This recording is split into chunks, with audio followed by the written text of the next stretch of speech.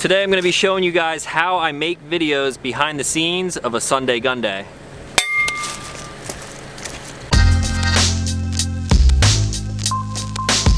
Morning everyone, back with another episode of Stuff and Things. Today I'm going up to the private range to film a Sunday gun day, so I figured it would kind of be cool to show you guys a behind the scenes of how I do videos like this. The way that I structure Sunday gun day videos and other content that is filmed similar to it definitely take the most effort out of anything on my channel. There's a lot of stuff that goes on behind the scenes, everything's out of order. You know that Sunday gun days aren't always filmed on Sundays, right? Filming just one of these videos does take a long time and I'm already running late, so let's just jump into the gear that I use. First up, and probably most important, I film a majority of my videos on the Canon 80D with an 18 to 135mm lens. I've done a video on this camera in the past, so if you want to check that out, I'll leave a link to it right up there. On top, I'll have a Rode Video Micro with a dead cat to cut down on the wind noise, 3 extra batteries, 4 in total. In the camera, I have a 128GB memory card, and then the rest of the stuff in this bag is actually stuff that I need to film the behind the scenes video of filming a video. It's like Inception. Then that camera will mount up on this, what is this? This is a Vanguard Alto, I believe. I upgraded to this tripod maybe like a year ago now, and I'm really happy with it. One tip that I can give you for video making, if you're constantly moving the camera around, invest in a good tripod. If I can find the link to this, I will leave it in the description down below. Then I have my range bag in here. We're doing 2 different guns today. I got a bunch of ammo and magazines, ear protection, medical stuff, eye protection. Pretty much everything that I need is in here. I normally always pack that stuff up the night before, and then I do one of these where I kind of stand around here and think if I'm forgetting anything. The last Sunday gun day video I filmed on Saturday, I drove almost all the way up into the mountains and I realized I forgot my targets. So I think I have everything here. Now let's go load up the Crosstrek. Now for the targets. I still have the targets in here from Saturday. This one in particular is a little bit different. This is rated for higher than the targets that I'm gonna be shooting at today. We're shooting a 7.62 at this. Only shooting 9 today, so I'll take up different targets. These are some of the little ones that I'm taking up, toxic targets. I did a video on these in the past too, so you can search on my channel if you wanna know more about those. 2 T-style fence posts, a fence post driver that was kindly sent by one of you subscribers out there, so if you're still watching this, thanks for sending this. Now I gotta grab the rest. Another larger silhouette with a BYO base, and another one with another build your own base. What's great about these is that you can take them apart, or if you have enough room, you can just slide the whole thing in the back together. If you leave these things sit out in the rain like I just did, they tend to get stuck. The wood swells and then it gets stuck in the base, but good thing we have the Crosstrek. Now I will see you guys up in the mountain.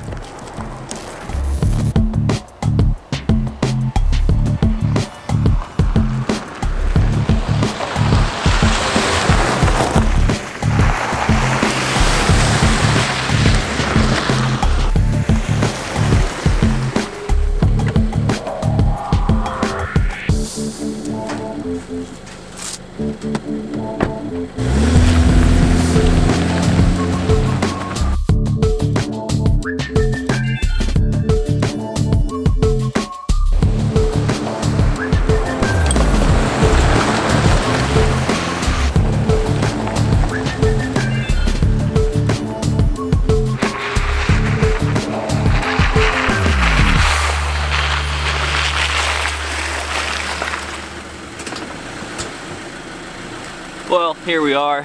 It's a little bit muddier than I thought it was gonna be today, but it's a good thing that I got boots on. Now it's time for the fun part. I'm gonna back up out onto the range and set up all those targets. Now ideally when you're setting up steel targets like this, you wanna have the targets roughly 15 feet in front of a dirt backstop. Luckily, the way this range is set up, there's dirt backstops all around, the main one being this giant hill with a bunch of rocks, and there's nothing on the other side of it. Since I'm doing handguns today, I technically tend to set up more targets, that way I can move around more, kind of run around the range and get different shots that other people who make gun videos normally don't do. So it is a lot of extra work to come up and set all of this stuff up every time, but I think it's worth it in the end. Target bases go right together just like that. Then the silhouette mounts on top of those, and then we'll hang the targets. Now I'm gonna go drive these fence posts in. Just a quick pro tip, if you're slamming these things into a bunch of rock. Like you can obviously tell this is very rocky. Don't be afraid to put on your ear pro when you're doing this, because I learned my mistake the first time when using a fence post driver into the rocks like this. It's actually very, very bad for your hearing. It's really loud.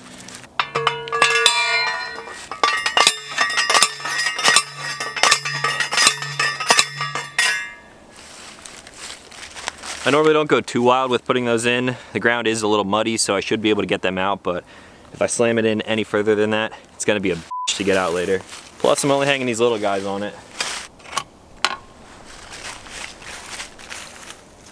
I think that'll be a pretty fun setup. Two of the smaller ones on the outside, bigger silhouettes on the inside. It's actually a lot warmer than I thought it was gonna be today. Now it's time to set up the camera and to get into the fun stuff. Alright, so here's more about my camera setup. Like I said, this is the camera that I normally am filming my videos with, but since this is behind the scenes, I'm using my old Canon T6i for this. Rode Video Micro on the top, mainly just because it's really small and compact, cuts down on the wind noise pretty decently, definitely better than the internal microphone, and it doesn't require batteries. I've actually found that the Video Micro, in my opinion, sounds better than the Rode Video Mic Go. I had that on an older camera, on this camera actually, and one night we were drinking and I broke it. So now I upgraded to this. I have one on this camera and the camera that I'm talking into now. Working with the 80D is a lot easier than working with this camera because of the autofocus. Since I'm doing all of this myself, a lot of times, especially with this lens, I'm standing further than arm distance away from the camera, so I need to make sure that it has really good autofocus. This autofocus is much better than the T6i, which means I'm gonna miss less shots than I would. Then the tripod, I normally just leave the tripod mount right on the camera. That's it, that's the whole setup. Sometimes if I'm doing other things like skiing, I will use more of a rig type setup where I can mount a light, something to actually protect the camera. But for this is about as simple as it can get. The quick adjustments on these legs are really nice for up here because if I move the camera an inch one way, it's gonna be sitting crooked because of a rock. It even has a little level up here. Unfortunately, the head doesn't swivel. I could replace that and make it so that it turns 90 degrees, but it's not too hard to just open these locks and adjust the legs as necessary. The articulating screen, definitely a must. I need to be able to see how the shot is framed. That's one thing that I see a lot of people on YouTube kind of fail with. They don't understand the basic fundamentals of using a camera. One of those being just framing a shot. Like this shot right now isn't framed that good because I'm kind of moving around and doing stuff, but you want yourself or the subject obviously centered. Give a little bit of context about what's going on around you. And then you don't want to have the camera tilted way up so you can only see your head. And then you don't want it too far down so that your head's cut off. So a happy medium works best, and you would think that that's common knowledge, but I see so many people not doing it correctly. Now when it comes to filming a subject like the guns and actually shooting, moving around while shooting, that's where framing gets a little bit more tricky. So now I'm going to load up the magazines and get ready for the intro of this week's Sunday Gun Day. Everything is ready to go. One thing that I like about shooting pistol videos is that I have the gun on me right now. It's loaded in a holster. I don't have to go reaching for it out of the back of my car like I would for a rifle. So it's always here, always accessible, makes my life just a little bit easier. Now back to talking about cameras, one of the reasons why I use the 18 to 135 is because obviously it allows you to zoom in pretty far. It's kind of a one lens that'll do it all. Another thing that I like about the zoom is that I can then distance myself from the camera as well as the backdrop and then get a better depth of field. If I film these Sunday Gun Day videos on this lens like I have in the past, it just wouldn't quite look the same. This makes the quality look a little bit better, a bit more professional, and I just like the end result. Another thing about a lot of these videos is I tend to film them out of order in comparison to the finished product. So if I think about the structure, normally it's intro, shooting, first mag impressions, then more shooting, final thoughts, and then the B-roll of everything comes at the end. The editing techniques that I use, basically I just talk into a camera and then detach the audio so I can put my voice over the nice B-roll shots. Now when it comes to the process of the actual content of the video outside of the actual shooting and the visual stuff, everything that I say is really off the top of my head. I very rarely script videos, and if I do, it's just like a piece of paper with a bunch of bullet points and talking points that I didn't want to forget. So because of that, I do multiple takes. Even in vlogs like this, if I say something and mess up, I normally just cut it out and then say it again. So when I'm going over different features of a gun, I kind of start from the top down and just think about what makes sense. Wow, that sun feels good, but it's really bright. Thank you. So I hit different talking points and then I really pause to kind of think about what comes next, what makes sense in chronological order. A 1 minute segment or chunk of me talking like this all mashed together, it could really take like 5 minutes or more. So I'm gonna go ahead and start this video and then I'll check back with you guys throughout it. So first talking part done. It took about roughly 30 minutes. Now the actual fun part, shooting these guns. I say guns plural because I'm actually gonna have 2 different guns in this video, both of which I've never shot before. One, I've shot one kind of similar to it, but the main featured gun of this video, I'm really excited to shoot. I'm not gonna show you guys yet, but I'm pretty excited. So I'm gonna go put a mag through, I'll come back, turn that camera on, and do first mag impressions. First mag impressions of this gun is done, and I'm really liking this one, so I think you guys are gonna like the video as well. My target after like the 5th shot fell over because I have it sitting on a bunch of uneven ground and rocks.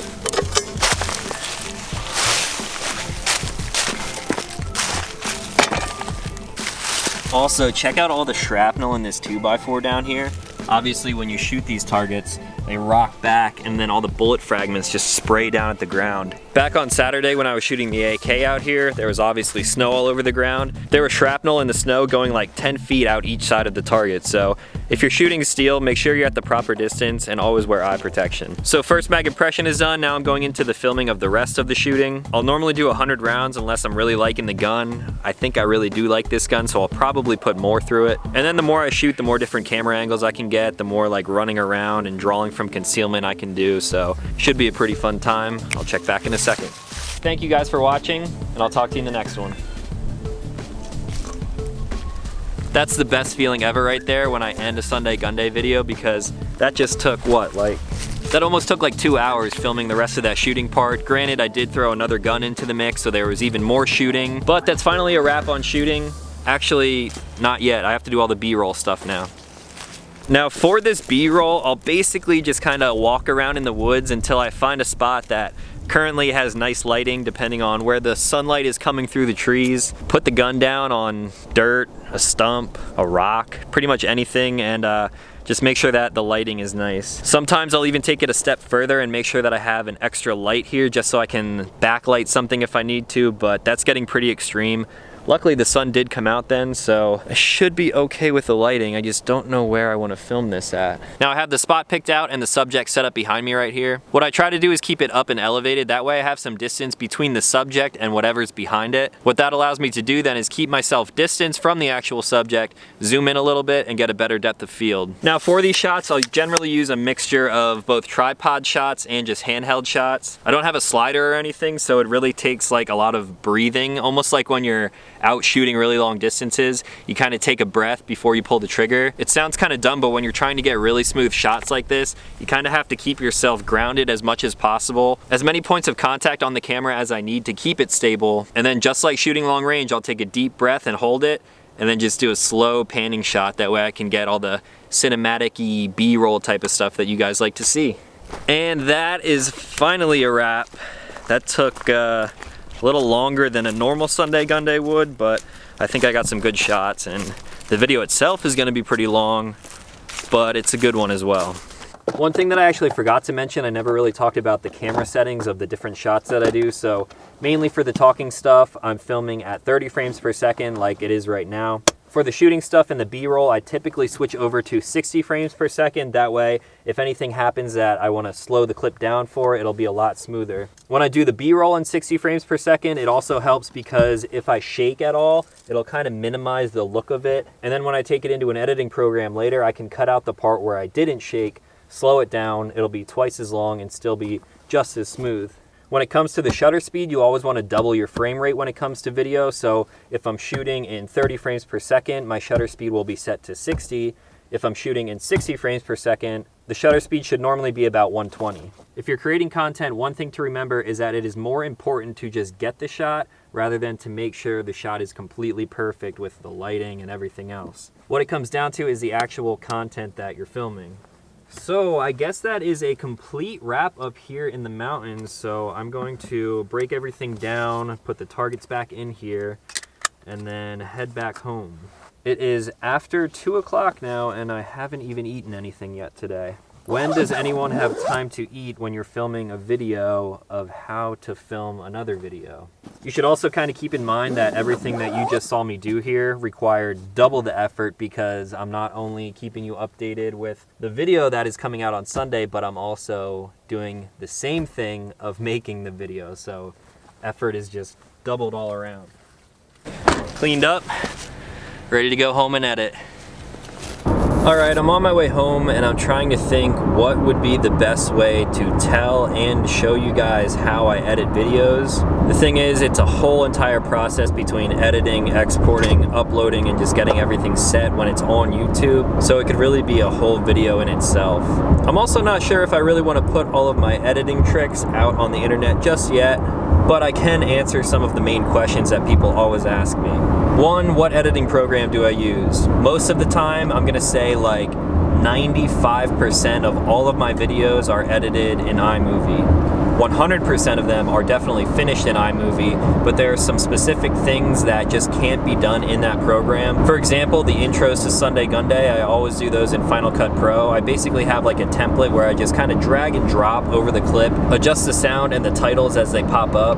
Then I'll take that clip, export it, and then put it back into iMovie because iMovie is just super simple. It's easy to delete files out of. Overall, it's just a more simplified, dumbed down version of a more expensive, professional version like Final Cut. So a large majority of the time I'm using free software, keeping it plain and simple. And then another question that I get asked all the time is, where do you get your music from? You can get your music from pretty much anywhere. If you're planning on monetizing videos on your channel, you want to get something that's royalty free. But if you're just starting out and you're using a song that might be copyrighted, it's not the end of the world.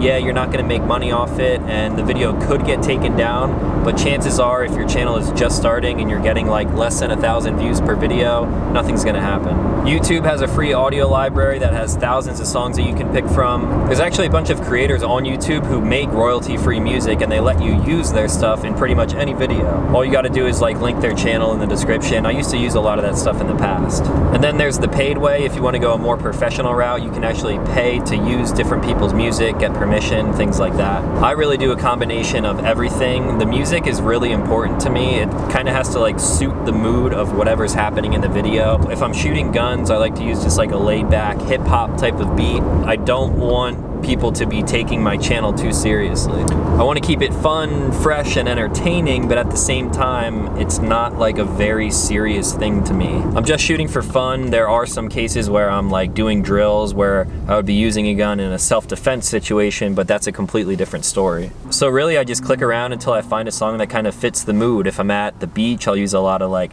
reggae type of stuff. If I'm out skiing, I'll use like dreamy, weird type of hip hop. It really comes down to personal preference. You can use whatever you want, but I find all of the music that I use just random places on the internet. So I guess that's going to be it for today. If you guys have any other questions about very specific things that I do with camera or lighting, audio, if there's any specifics that you want to know about editing, how I do specific things, feel free to hit me up. The best way for me to see your question is to either one, just leave them in the comments, or two, hit me up on Twitter. A lot of people have been following me on Instagram, which is cool. I do some live streams and answer questions on there from time to time, but then they end up DMing me and then it just gets lost amongst a million other DMs. So if you want a question to be answered, definitely tweet at me. That's going to be the best way to do it. That way I'm answering your question and then it's public so other people can see your question and know the answer as well. So that is all. It is like 3:30 now and I am starving, so I'm going to stop here and get some food. If you guys are new to this channel, consider clicking subscribe. I make new videos every week, and that's going to be all for today. As always, thank you for watching, and I'll talk to you tomorrow.